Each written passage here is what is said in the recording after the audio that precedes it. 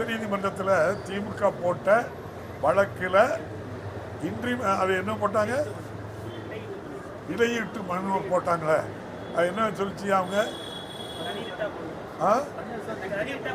அதுக்கு கூட தெரியாதவங்க தானே அதில் ஏடிஎம்கேல வழக்கறிஞர் அணியில் இருக்காங்க. மக்களுடன் முதல்வர் மு.க. ஸ்டாலின் படம் வைக்கக்கூடாது, பேர் வைக்கக்கூடாதுன்னு சொன்னாங்க. இப்போ போட்ட ஏடிஎம்கே கூடிய இதே வழக்கறிஞர் அணி தான் உச்சநீதிமன்றத்தில் போட்டு என்ன நடந்து தீர்ப்பு? 10 லட்சம் ரூபா அவதாரம் வாங்கி கொடுத்தாரு. ஒரு இடையீட்டு மனுவை நீ இதில் கொண்டு சேர்த்துக்கிடுங்கன்னு சொல்கிறத தனியாக போடுங்க அப்படின்னு சொல்லி உச்சநீதிமன்றம் ஒரு கொண்டு கொட்டியிருக்குல்ல, அது எவ்வளோ, அந்த பார்ட்டிக்கு எவ்வளோ பெரிய வீக் அது. அது பண்ண முடியும். அவங்க என்ன நினைக்காங்களோ அதை பண்ணிடணும்.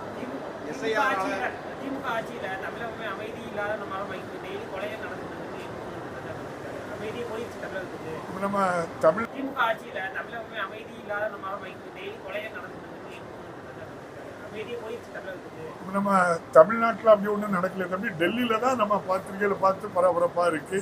அங்கே தான் அமைதி இல்லாமல் உயிருக்கு மக்கள் எங்கேயும் போக முடியாத அளவுக்கு அச்சத்தில் இருக்காங்க. அப்படி ஒன்றும் இங்கே இல்லையே தமிழ்நாட்டில். அது சொந்த பந்தங்கள், கணவன் மனைவி. நம்ம இதில் பஸ் ஸ்டாண்டில் நின்று சண்டை போட்டால் சட்டம் வந்து கெட்டு போச்சுன்னு சொன்னால் நம்ம என்ன செய்ய முடியாது.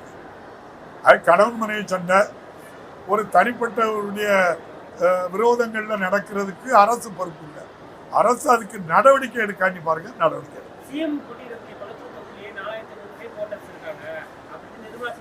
என்னமா தம்பி அந்த அம்மா நான் சொன்னதை நம்புறீங்க? அந்த அம்மா சொன்ன நம்புறீங்களா?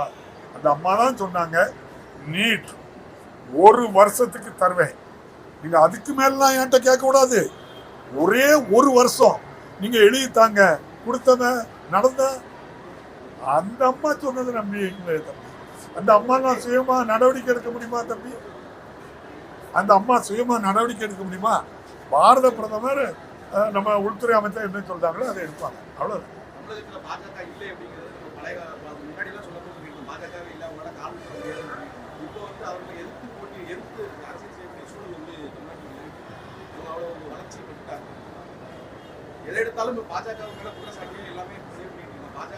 பாஜக தமிழ்நாட்டு பாஜக பற்றி பேசல தம்பி.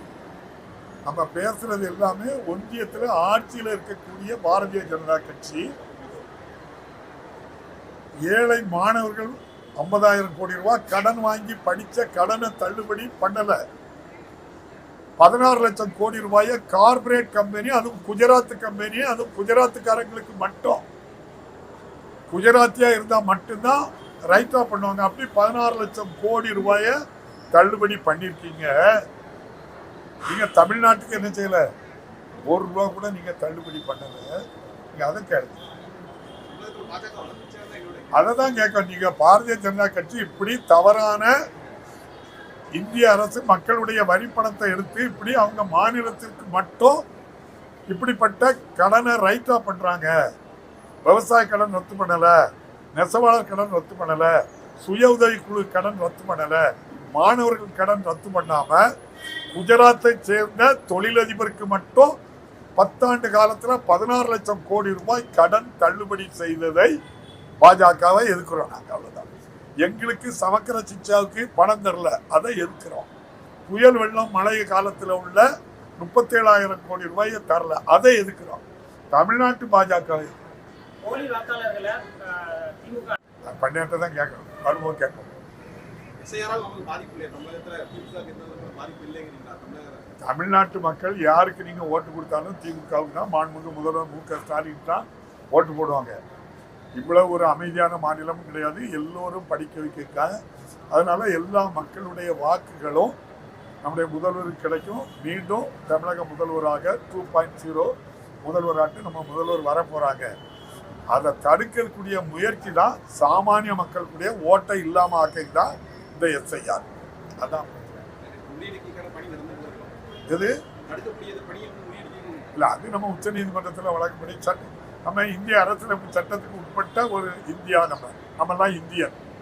தமிழ்நாட்டில் மாநில அரசு இருக்கு, மத்திய அரசும் தேர்தல் ஆணையமும் செய்கின்ற அந்த திருட்டை தடுக்கிறதுக்கு நம்ம முயற்சி பண்ணோம். திமுகவுக்கு இல்ல அப்படி